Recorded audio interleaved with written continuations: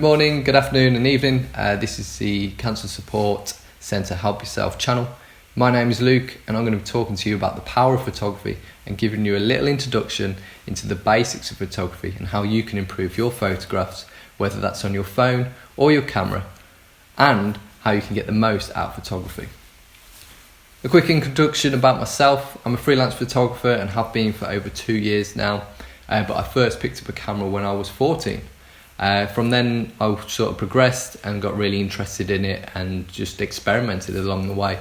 So it doesn't matter if you're using a phone, a small compact camera or a big DSLR camera, the possibilities are endless with photography. So don't restrict yourself, don't think just because you've got a small phone that you can't take photos, because today we're going to learn a bit about photography, how it can help you, key things about it like self-esteem, creativity and fulfillment.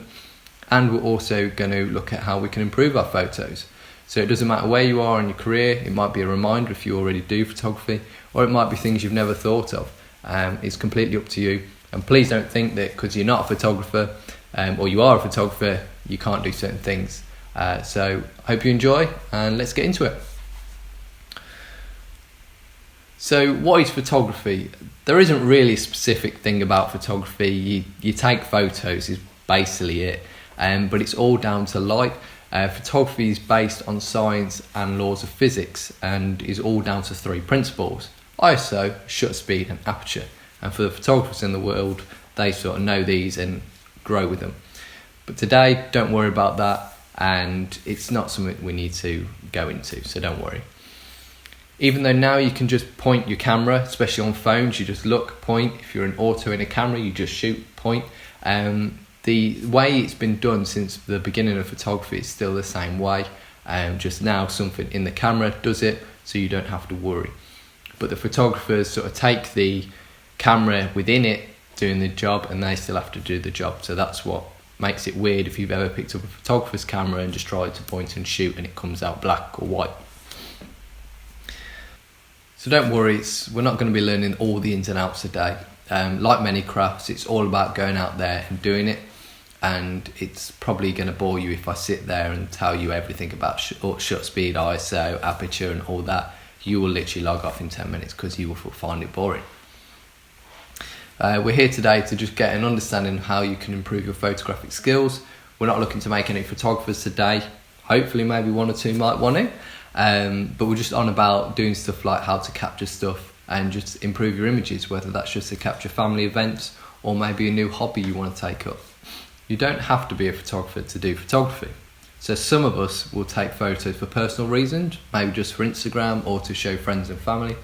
Others will do it to a way to express themselves, so they might take photos of themselves or what they're doing or a holiday they're on. And some of them will make a career from it and capture stuff like weddings and portraits and everything else.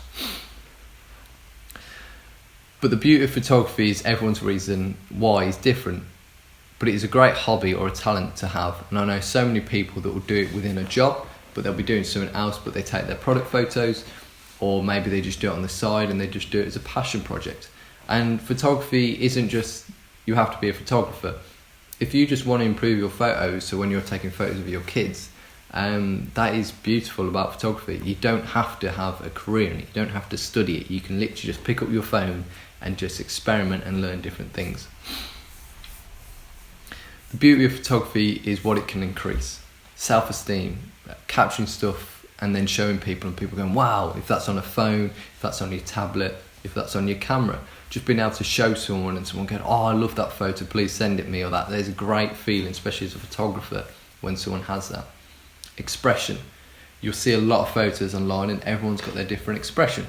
Some people like to take moody shots, some people like to take bright and vibrant shots, some people like black and white, some people like to put dog filters on. It's completely up to you, and that's what's great about it. Perspective. Now perspective is 2 things: the way you see something and the way you capture it. How do you see something? Do you see something good or bad? How do you capture it? Do you look from a certain angle or do you move around? It's completely up to you, and again, as the photographer, it's completely up to you. So you get to look at something and create your own story, and that's what's beautiful. So if you do just want to take your phone out and capture something, you can do. Getting out there, whether you want to take your phone, take a camera, take a compact camera, take all the gear for a 3-day shoot. It's completely up to you. It's quite cheap, obviously, especially if you don't buy a camera that you don't really need to, I don't think, if you just want to improve your photo game. If you want to take it into a career or, you know, want to express a hobby, then go for it. But if you do just want to improve your photos for when you do go out for a walk, it's great because you don't need anything, it's cheap, and usually you just have to pay for parking, fuel, and maybe an ice cream. The memories is key for all of us, I think. I don't think we capture enough of what we do, and I think photography is a great way and should be pushed more. Due to phones now, we don't seem to take as many photos, or if we do, they just sit within here and then we don't do anything with them. So then they get just left in here, and then we'll delete them, or the phone will get lost or something, and the memories are gone. So I always urge people to print photos, because there's nothing better than seeing a photo of the wall that you took or of a memory.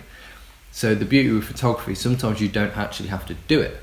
Someone around you can be doing it and capturing that moment for you. So if you know of anyone that may be wanting to look to improve their stuff, it might be worth showing them this. Educational, it's a good way to learn stuff. I'm always learning now, even down the line, and even if I try and take photos on my phone, I'm still trying to learn to make it more creative. So the boundaries of photography are endless. It's always something new to learn. Photography is different for everyone. For me, I was bored on holiday when I was 14 on the south coast of England, wanted something to do, wanted a reason to get out there, wanted a bit of fulfillment, wanted to spark my creativity. I started taking photos when we'd go on family walks, go to a local show, anything like that, and just show what I could do and document everything. This interest then sparked and became a passion of mine, so then I wanted to document more. If anything my family did or anything I did, I always wanted to try and show it, but also add a creative twist than just pointing and shooting. And then from there I expressed more into obviously what happens with creating memories. I've always noticed about not being able to document stuff, and photography is a beautiful way to do that. You can just capture the moment, you can save it, you can print it, and I even have photos now from 3 years ago up around the house that is memories to me and always have a meaning. And then a couple of years later, that then sparked an interest to a photographer. So even though you might not really want to take photos, you may just start to improve your photos on your phone, then get interested, then take it out to more stuff, and you never know, in 8 years you might be a photographer. For you, it's obviously going to be different probably. I met loads of friends, colleagues, uni mates that all have a different reason why. A lot of them, you know, take photos maybe travelling just to document it, and that's even sparked into paid gigs. You may look for a new reason to head out to your local area of beauty, and you know, you might just want to document the wildlife and show what you do every day and document yourself. It may be even just a reason to take a photo of your nan whilst you're doing vodka shots and the worm, but being able to get just that little bit better shot just makes everything even more perfect. And hopefully after today you'll just have a little bit more finesse when you're taking any photo, and you might just think, you know what, I'm going to do this instead of that, and then everyone will look at you going, just take the photo. So we talked a little bit behind photography, and I hope you've got an idea on how it can improve your own self-esteem, your own fulfillment, and how it can make people around you feel a bit more enjoyable through capturing moments in time or capturing stuff you enjoy and are pleased with. So now we've gone into a bit of the background of photography, let's talk a bit about gear. Many people think you need a fancy camera to take photos, and ironically I've asked people on many shoots if they'd like a photo, and they've just turned around and said thanks, but I've got a phone, so cheers Apple and Samsung for that. No matter if you own a camera, a phone, a tablet, a compact camera, a big DSLR, we've come up with 10 little tips to hopefully improve when you're starting out. So hopefully you've got a little bit of understanding of what photography can do for you, build your self-esteem, release that creativity, bring in more fulfillment, an excuse to get out, and a cheap way to take on a new hobby. Now it's time to see how we can improve some photos, and these are just the basics. I understand we might have some more people that understand more about photography, but I'd like to start at a level where we can bring everybody up, and then maybe we'll come back for another webinar and we'll learn more if you enjoy it. So, top things to do. Now the first one is going to be really silly, and you're going to think, yeah, duh. Clean your glass. Now glass is normally known in the photography world of camera lenses, but obviously we all have glass on the back of our phone. Now, especially for people that are looking just to take photos on their phone, you'll find that you probably took loads of photos before and they've been blurry or smudged or just don't look crisp. And the reason probably why is because of our fingerprints getting on the back of the screen. Now obviously these aren't very well protected, they're in your pockets and your fingers just touch them. And this is very much the same for camera lenses if you don't have lens covers on them. And normally you should really use like a glass cloth that you'd use for glasses. A lot of the time on a shoot will just use the bottom of my t-shirt and just rub it round. It doesn't really do the same job, but it works when you need it to. So first tip is to clean your glass for iPhones, tablets, everything, because them smudgy fingerprints will ruin it. I actually did a shoot once and then found out there was a hair going across the complete lens and just ruined everything. Luckily that was just documenting a family event, so it wasn't that bad. Don't rush. Now everyone will get a phone, camera, and they'll do that, take it, done. Yeah, great. Don't rush, just take that second. Just sit there, just get the camera ready and just make sure to take the photo and then, oh, got it, done. You'll find, especially if you're shooting on auto, that sometimes in low light, the camera wants to take a little bit longer. There would be the stuff like the shutter speed, that's the length of time the photo is taken before compression. And you'll find it'll blur and you'll be like, why is it blurring? It's because of that reason mainly, that you haven't held the camera just that smooth long enough for the camera to do its thing. Let's get it straight. Perspective. Now it's a lot different for a lot of different people. There is two different kinds of perspective, the way you see something, but what we're talking about is how you view something on a screen. Now a lot of the time people's photos won't look as good because their perspective is off. If everything's wonky, things don't look as good. Whereas if everything's straight, it looks more rehearsed. So if you're taking a photo of a subject and it's angled, it won't look as good as if it's straight. Now obviously there is exceptions to this, but in general basic photography, you always want your lines going up and across, unless then you're talking about parallel, but that's something else. So if you can always look, especially with buildings, that you're photographing is straight, it will just add that little bit more finesse to the end of the image that you probably won't even know, people won't notice. But if you ever look at an image and think there's something wrong with that, it's probably because it's wonky. Focus. It's easy on phones because you just sit there, tap on the screen where you want and it will normally focus. Cameras, if you're in auto, that's majority of the time, move the little mark around to where you want to focus on. Always obviously click and just wait, don't just tap and do it quickly, because sometimes the camera won't be able to realise what you actually want to focus. So when you have took a photo, just check in. If it's on your phone, just scroll in to make the image larger, and if it's on the camera, just obviously zoom in and just check, because sometimes it may have just picked up the ear but actually picks up the background and everything's out of focus, and you don't really want that if you're photographing your nan when she's doing vodka shots. So just take your time. Take a step back. You're probably thinking, what? So sometimes you'll see an image and the person, for example, is right in the frame and you'll be like, oh, okay, and it will seem like they're sat in the lap. Sometimes you just need to take a step back and just let the image breathe, basically. Let the subject have something around it so you can fill the frame, but it doesn't look like you've crammed in the frame. This also applies in another way in taking a step forwards. Sometimes people don't walk up to something they want to take a photograph of, they're a bit lazy, they'll try and crop it, that will lose pixels and obviously definition in the image. So sometimes just take that little stroll, walk up a little bit closer and take the snap. If you're a bit worried, maybe if you want to start doing wildlife, or maybe when your kids is running around and you're thinking, I need to get that photo, take the photo, then run up and take a second one. So you've got that backup shot if not, but you also have got that better shot if you can get it close to time that's not always usable. Obviously if you've got a lens you can zoom in, but this is going from that same perspective.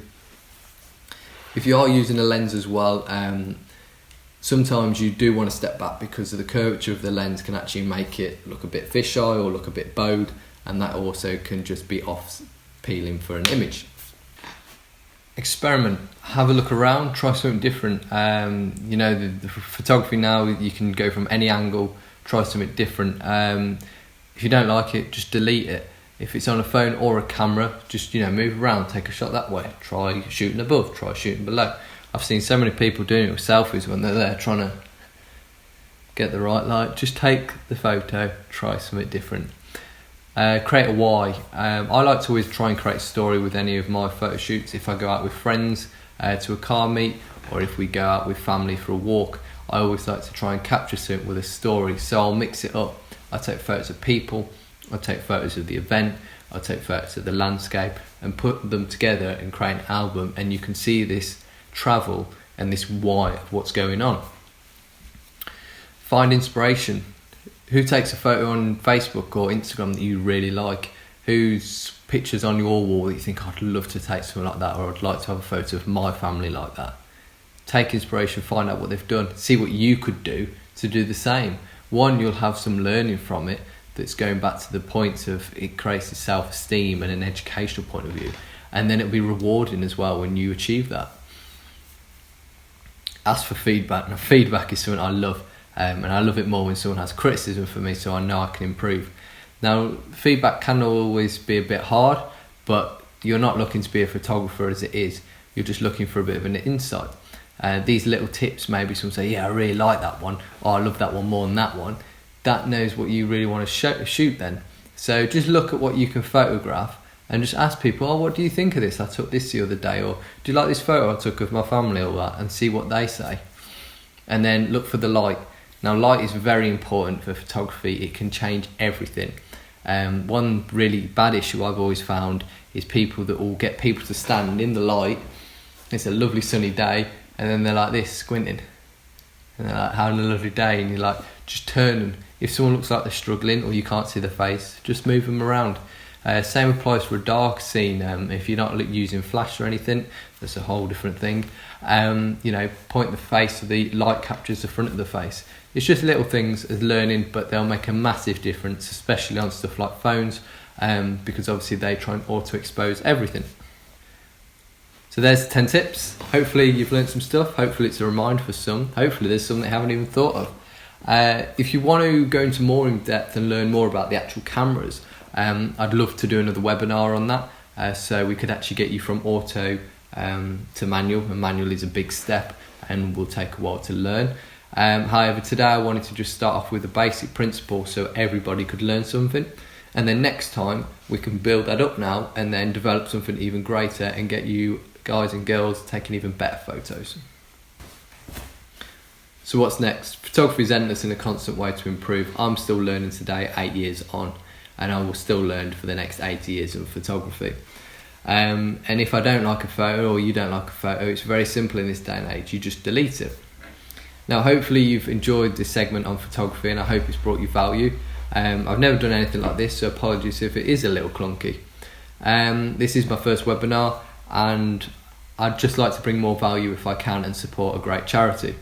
So Luke Dillon Photography is currently offering anyone that's within the Cancer Support Centre community or in the Sutton Coldfield area to donate that shoot cost to charity. So from today till July the 12th, we're going to be running this. So all you have to do is book a shoot. The shoot wouldn't have to be within this because of obviously the current lockdown rules. I don't want to put anybody at risk. I don't want anyone to feel at risk. So you can book a shoot for today, and as long as it's within a suitable amount of time, that money will be donated to the the Cancer Support Centre. So just to give you an example of that, we do pet photography. So say you booked a pet photography shoot at £45, travels £15 to your location, for example. The £45 would then be donated to the centre. So we'll put it all together, and then on July the 12th that'll be sent. These will all be pre-booked because obviously it's just a lot easier than trying to chase people for payments. And to be honest, I really want to help this charity as much as we can. We've tried to support them in the past, and we intend to do so for now and the future. So I'd just like to say a massive thank you, and if you want to know more about that offer, please let me know. My contact details are on the screen, and if you have any questions from today, I'd love to answer them. I'm really passionate about photography. I love doing it. I do it every single day. I normally work from 9, 10 in the morning till midnight. I'm actually making this now at 9:45 at night.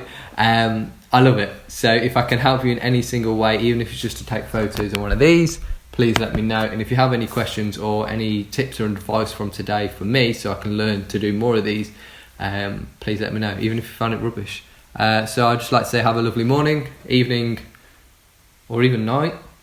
Thank you.